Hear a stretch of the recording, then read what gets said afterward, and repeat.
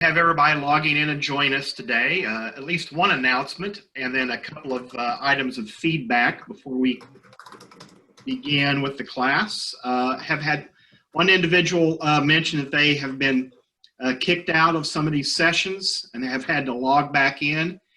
And one suggestion to help reduce the bandwidth load, which can lead people to being kicked off if they're in a low internet area or situation, is to stop your video portion if you don't need to be using it. Now, of course, Jackie is going to be speaking, I know, but she's in a kind of a low bandwidth area herself, but some of the others, that can be something that can aid in the other participants being able to stay online today. Didn't know that before. That's something I've learned new, so we all learn new tricks, and hence that request. We'll give just a few more minutes, another minute or two for other people to log on. Several of you have been taking the online survey, giving feedback on the class. That is much appreciated now, and we'll certainly toward the end, we'll ask for that again. I wanted to just share a couple of the feedbacks we've received. This individual wrote, "I would not have usually taken the time to read this book. I like that we have a Zoom and we can make comments from our peers that are in the trenches daily has been very educational and helpful." So keep using the chat, keep making your comments. Other people are finding that helpful and insightful. So keep using the chat. Others are seeing benefit to that.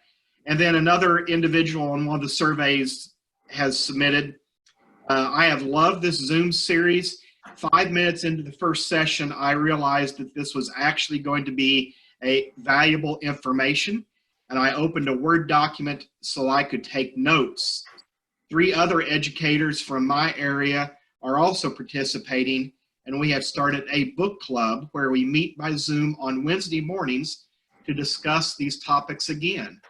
So was encouraged by that. That was great to hear that people are taking the reading seriously and even having further discussions, putting this into practice. So thank you for that input, and your survey link is in each of your emails that go out each week. So we love having your input and feedback.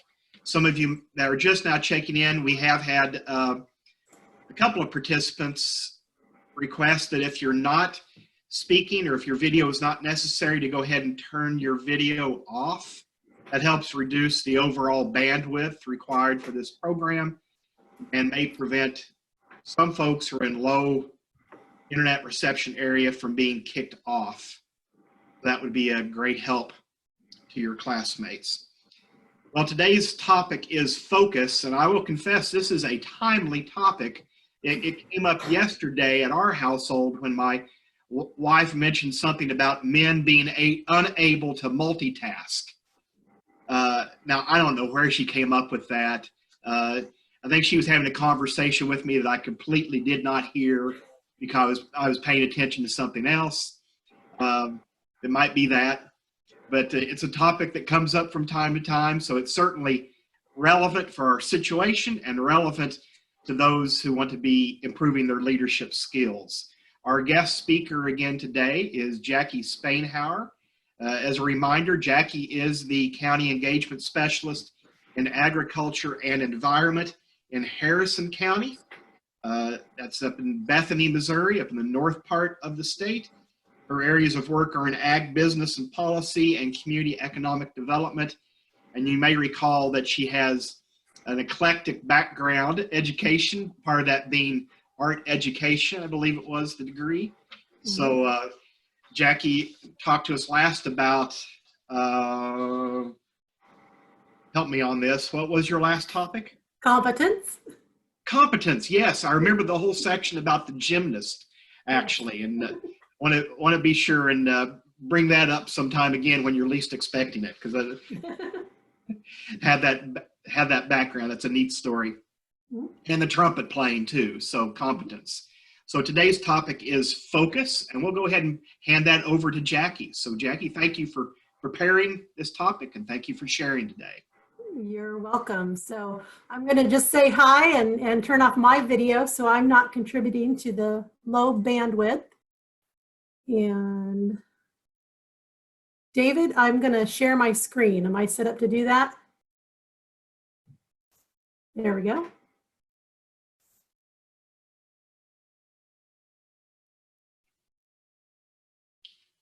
Very good. You're good to go. You can see it? All Yep. right, perfect.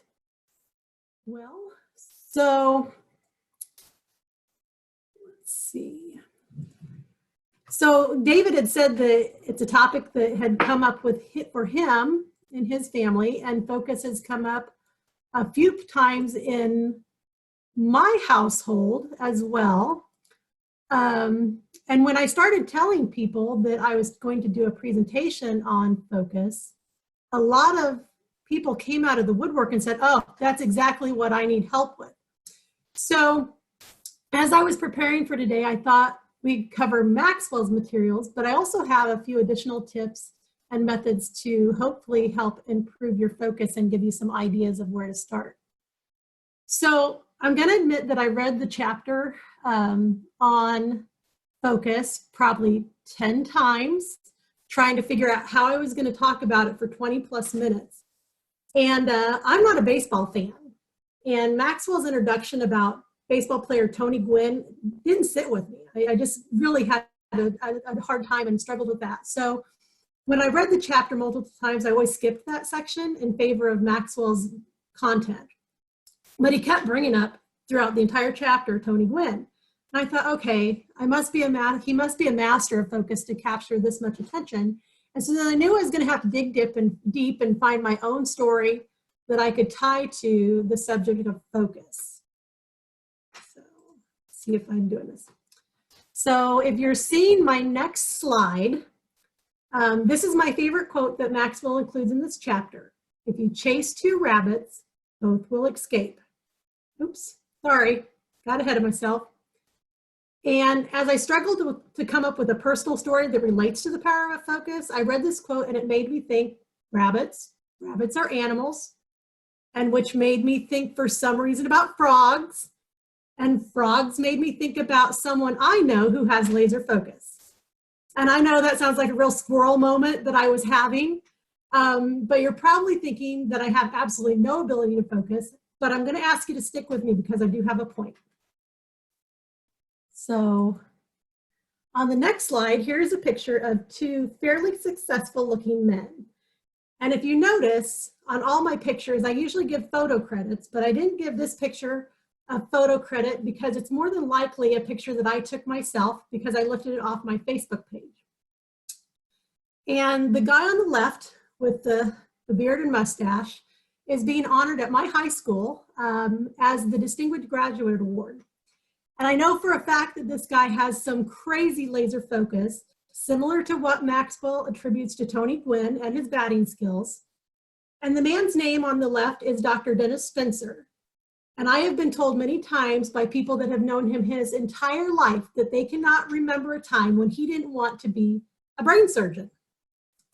I've also been told by those people that it was somewhere around the age of 5 that he dissected his first frog so that he could study its brain. So you see, I did tie it back to the frog story. Dr. Spencer is one of the best known neurosurgeons in the country. And of course, I might be a little biased because this guy is and always will be known to me as Uncle Denny. So remember Dr. Spencer as we go through Maxwell's chapter, as I will use him as an example similar to the way Maxwell uses Tony Gwynn. So think back to the book where Maxwell writes that he frequently meets people in leadership who seem to major in minor things. And I found this slide, and this is a throwback or a shout out to my Leadership Northwest friends from the class of 2015, as I think there are a few of you on here maybe today or will watch the recording later. I think we were on to something because this is what we selected as our motto for our class. The main thing is to keep the main thing the main thing. And when we're talking about a program on focus, I think that you can't say any more perfectly than this. Maxwell goes on to write that when it comes to focus, it's important that we consider both our priorities and our concentration. In other words, we have to train our minds to focus on what is important. Now think back when I was talking about Dr. Spencer's main priority in life was to be a brain surgeon. He knew that from the age of 5 or maybe earlier, and as his main priority throughout his life, where he concentrated all his efforts with his schooling, his research, and all his other activities, that is what led him to where he is today. So we want to look at priorities and concentration, and as a major part of focus. So as I was preparing today, I read another quick book that shares some practical tips for working on our concentration and focus. And the book is called Fast Focus by Damon Zahariades. And it was a quick and easy read, and so I didn't have time to lose focus while reading it. And in this book, he talks about the 5 main reasons that we lose our concentration. These top 5 as a lack of interest in what we're working on. I know that there are times that I am doing something that I have no interest in doing. It just comes with the job sometimes. His second one was negative emotions, so such as stress or irritability. Number 3 was poor organization skills. Do you have clutter on your desk? Do you have a million things to do and it's all in your head and it's not in a list form? Number 4 was low energy levels when trying to focus. Are you just tired and that's why you can't focus? And then just a pure lack of control of interruptions in your life. So you sit down to do something and there's just tons of stuff going on. And all of these things are these things that you can associate with breaks in your concentration at work, or your responsibilities as a parent, or when you're trying to do one of your hobbies. I know personally I can't concentrate unless it is absolutely quiet. So these past 4 weeks working at home with my daughter and husband and 2 dogs has been really, really hard on me because I have a hard time focusing with noise. But besides Zahariades' 5 concentration killers, what I found was really interesting are his top 10 obstacles of staying focused. And so I was just going to run through real quick what his top 10 obstacles are. And these are the obstacles for keeping you focused and keeping your concentration. So number 1, mental fatigue. Are you just so tired that you can't even function, let alone focus on a task you're working on? Number 2 obstacle is restlessness. This can be known as anxiety or an uneasy feeling. You just feel the need to get up and move while you're trying to do a job. Number 3, and this is a big one for some of us, stress. Now I understand that some stress is good, but Zahariades is referring to more to chronic stress. So such as constant deadlines, work and family demands that don't ease up, just that chronic stressful feeling. Interruptions. Hello, a lot of us are working at home trying to do Zoom calls and webinars and constant questions from kids. My daughter right now in math is working on dividing and multiplying fractions. And I am going crazy with that. After being out of school for 30 years, I will never forgive the person that invented word problems. Oh my gosh. And those of you that are still in your office, this can be the phone ringing, chatty coworkers. Number 5, lack of mental clarity. And this can be known as brain fog, or just that constant, random, flowing thoughts of things you need to do, things you should be doing instead of what you're currently doing, just all the things that always run through your head. Number 6, unresolved problems. Have you recently had a disagreement with a coworker? Do you have a major life decision that needs to be made that you're kind of just fixated on? Huge concentration breaker. Number 7 is poor planning. Maybe you have to get something done and you have no idea how to do it, or even where to start for that matter. So you need to make a list or write things down. Number 8 on Zahariades' list is physical clutter. And I admit this is a weakness for me. I'm looking around my workstation right now, my makeshift home office, and it's going to get cleaned up after this afternoon after we're done here, so I can focus on the rest of the week. Oh, big one. Number 9, social media, Facebook, Instagram, Twitter. Do we need to know what our friends are doing during the pandemic on the every 5 minutes? How often do you flip over to Facebook to see what's going on? And then finally, number 10 And if you had a chance to watch the TED Talk that David shared with you on our program email Monday, the dreaded cell phone.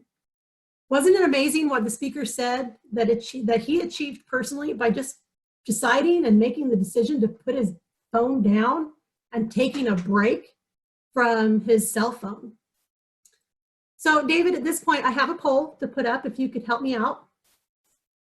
And the poll shows Damon Zahariad's top 10 obstacles for focusing that we just covered. And I would be interested from you, hearing from you, what are your, what interrupts you the most? What breaks that focus for you? And if you answer other, I would love for you to put that in the chat box so we can look at that.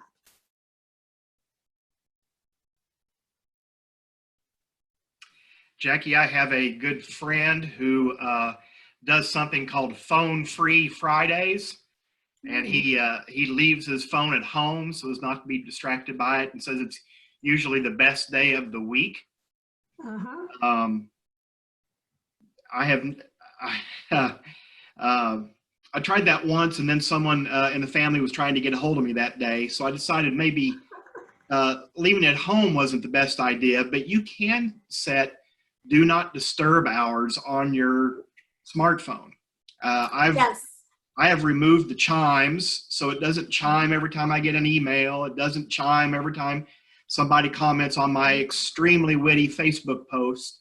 And then you can set so it doesn't ring in during those hours either. And then, maybe at lunch, I'll look and see if I've got any phone calls or something. So it's kind of an in-between, not having it around you at all versus not letting it distract your entire day. Right. I am one of those, David, I have to have a lot of sleep. And so at 8:30, my do not disturb comes on. And it doesn't come back off until 7 in the morning. And now I'm usually awake a little bit longer, but if somebody wakes me up in the middle of the night, I'm pretty much done. So, but it looks here like we're at 80%, and I've noticed a comment in the chat box from Jason Park saying that we did not provide an option for all of the above. Absolutely. I can understand that. We can go ahead and end the poll and share the results where we're at. Okay. So interruptions. Exactly. That's me. Noise and interruptions is my number one obstacle. So I'm going to go ahead and slip to the next slide, and we'll go back at the end if we have some time to talk about what everybody's interruptions are, if they had put some other things in the chat. But I want to get back to Maxwell's book because he offers us advice on how to live a life of focus. And his suggestions are that we focus 70% of our energies working within our strengths. And what are your strengths? Do you even know what your strengths are? A great assessment that I can provide that can provide you with the categories list of your strengths is the Clifton Strengths Finder 2.0. It is my absolute favorite, so much that I've taken it twice just to see if it's accurate. And there's a cost associated with it, maybe $75, but I found it very helpful and worth every penny. And to the point that when I was a leader of a small nonprofit, I paid for everybody on my staff to take the assessment too. It really gives you a good idea of where your strengths are. And so to dive into this topic of strength, Maxwell talked about Tony Gwynn and how it would have been no sense for him to spend a majority of his time practicing how to steal bases when his strength was hitting. So I compared this to Dr. Spencer. His strength has always been performing neurosurgery, and for the most of his career, this is where he spent his time, either performing surgery or teaching others how to perform surgery. So Maxwell's next suggestion is that we spend 25% of our energies on new things. Can you think of new skills that you could learn that would enhance your job, your career, your relationships? What would be beneficial for you? Dr. Spencer works for a university hospital, and so a portion of his position required that he conduct research. And so most of what he was learning new focused on epilepsy. And he spent a significant amount of time learning new information and research so that he could help people across the globe in that capacity. And finally, Maxwell suggests that we spend only 5% of our time on an area of weakness. And yeah, we can't always do what we love or what we're good at. And so I'm not really sure, this one stumped me. I'm not really sure what Dr. Spencer doesn't like to do, or even if he has what could be called a weakness, but my guess would have something to do with paperwork. Most doctors don't like paperwork. Jackie, So, yes. Back on that, relevant, we've had a few questions about the Strength Finders test. Is there more information about how they can find access to that and what where do we find really, out? there is, it's, I believe, and Joanna's on the phone too, and I know she talks a lot about that. I believe it's a Gallup. No, the Clifton Strengths Finder, and you can just Google it, and it's a book, and they've got podcasts that focus on it's about 35 different strengths that it analyzes and it categorizes them. And so if you Google,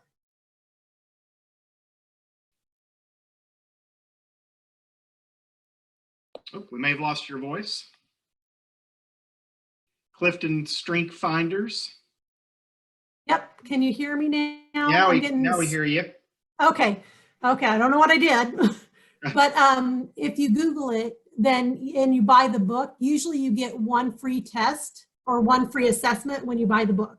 And the book goes through and tells you all about each of those strengths, the 35 strengths. So you can take a cheaper assessment and get your top 5, or you can do the full-blown assessment and get all 35, and it will rank them from your top to your least. So you not only learn your strengths, but you also get to learn your weaknesses. So and did that answer apparently it's about $20 if you don't have the book, someone has mentioned in chat. Okay, perfect. So people know about it. It's a great resource. I highly recommend it. So right. So one of the things that Maxwell provides direction on is how to keep our focus on track. And so see there, I got off track. I lost my focus. So I wanted to first, let's see here. I think I might have gone 2 slides. There we go. So first we have to work on ourselves. And these are his suggestions. So what are we doing today? We've all come together to learn these past few weeks. So we're working on ourselves, and we know that we need to work on ourselves. And 2, we have to work at our priorities. Well, what are your priorities? Can you list them out and rank them? Put them in order? What is most important to you? Now, I admit I haven't done this since we started to work from home, but I'm about to. Because due to this pandemic, I feel pulled in so many different directions right now. Get on this webinar, this Zoom, this meeting. Oh, you need to know about this topic. And I mean, sometimes there's up to 8 Zoom calls and webinars a day. And I'm done. I'm going to have to start prioritizing those. Which ones are most relevant to what I need to be focused on right now? And you can do the same. So 3, work in your strengths. So we've talked quite a bit about strengths today. We know about the Strengths Finder 2.0. Do that assessment if you haven't done it yet. But be sure that you're working within your strengths. And finally, Maxwell suggests that we work with our contemporaries, and that's us. That's your coworkers. That's the people you share your office space with and your homes with. No one is in this alone. There are always people that you can help lean on when you're trying to work through gaining your focus. So real quickly, I found a short article that I also wanted to share. And since Maxwell is so good at telling us what we need to do, I thought I might take a quick look at some of the things that we shouldn't do, or things that we should stop doing because they interrupt our focus. So now I'm moving to my next stop sign slide. That's where I got ahead of myself. But the article I read is by an entrepreneur that works with people specifically on motivation and success coaching. His name is David K.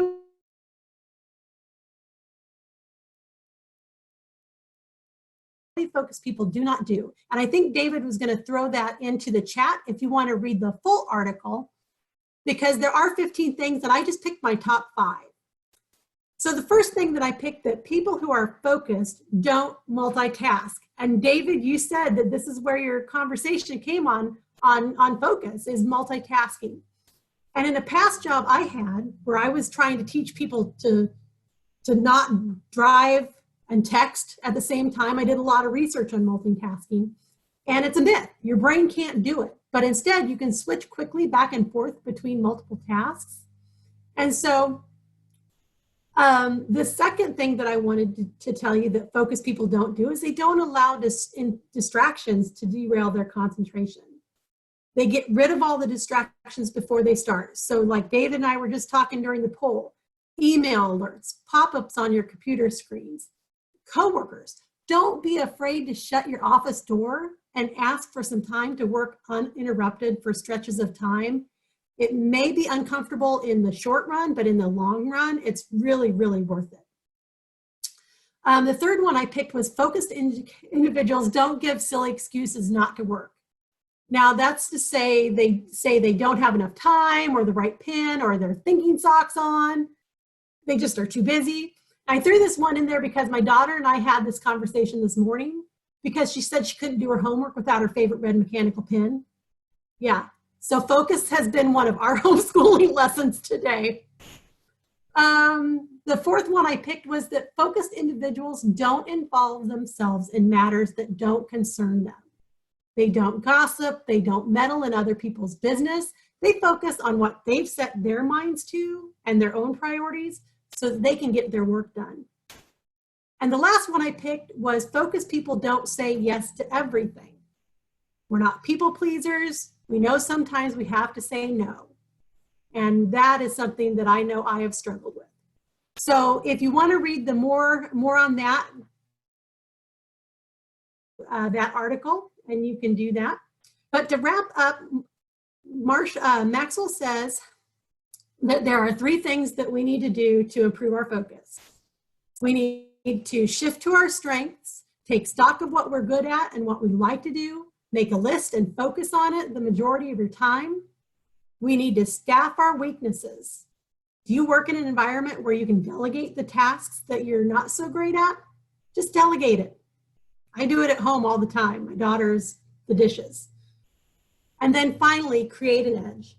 So once you know what your priorities are and your strengths are, you can pinpoint some of the concentration busters we talked about or the advice from David Williams' article on what not to do to be a highly focused individual, and you hone in on it. You perfect it, you get good at it, and you'll be more focused because of the hard work that you've put in. So with that, I will leave you today with this quote, first because I'm a fan of Winston Churchill's, but more so because when I was putting my presentation together, I could not focus because my dogs were driving me crazy. And so this quote seemed appropriate. I think I might have threw a few pillows, not stones, at their direction the other day. So you will never reach your destination if you stop and throw stones at every dog that barks. Discover your priorities, figure out your strengths, remove your obstacles, and get busy. So that is my presentation on focus. And I'm sorry, I didn't give us a lot of time for discussion today.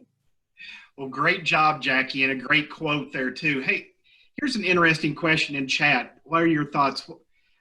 There was mention of, I know I have a coworker that does power hours, and we've tried to do that in the office before where the door is actually shut during a power hour, and the goal is to not interrupt our coworkers during that period.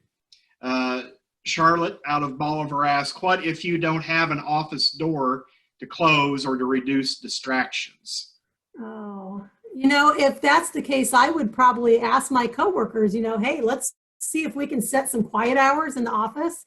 I worked in an office, there was about 8 of us, and it was paper thin walls and people, and so we just kind of set time where, this amount of time during this set time during the day is our quiet hours, and we would work. And I know that not everybody can do this, but sometimes I would just go in after we were closed so that I could sit there and work, without the interruptions of the coworkers and without the interruptions of home with the kids and my husband and the dogs. And so, yeah, it's just, don't be afraid to talk to your coworkers and let them know what your needs are. Sometimes it's just, that's how you get things done.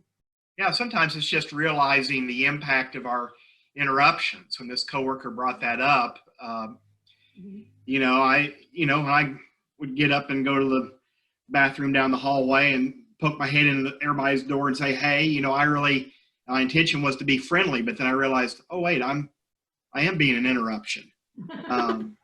And other people probably had aha moments about things too. And maybe there's things you need to talk to a coworker about. Maybe you keep those on a written pad and try and cover all of them at once at one setting at one time, instead of coming back every 10 minutes with a new topic to discuss. I mean, those are, sometimes it's just realizing maybe what you're doing is an interruption.